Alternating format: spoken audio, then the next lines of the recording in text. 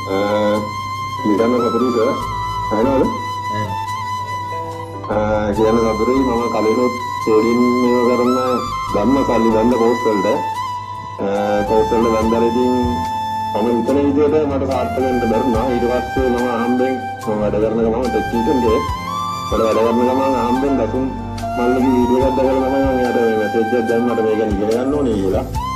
ඊට පස්සේ එයාලා මෙසේජ් එකට දැන් මම එවන් කරනවා. දැන් එවන් කරලා මට ස්කිල් ලිස්ට් එකත් එක්ක තියෙන ඒ කියන්නේ ගොඩ ගන්න පුළුවන් කියලා මම හරියටම දන්නවා. ඊට පස්සේ දැන් ගන්න හින්දා මම දැන් ස්කිල් ලිස්ට් එකත් එක්ක කන්සල්ටන්ට් කෙනෙක් විදිහට වැඩ කරනවා දැන්. මම බයනට ඕනෙට රෙකමන්ඩ් කරනවා කිසිම ප්‍රශ්නයක් ආවොත් අනිවාර්යෙන් ගොඩ යනවා.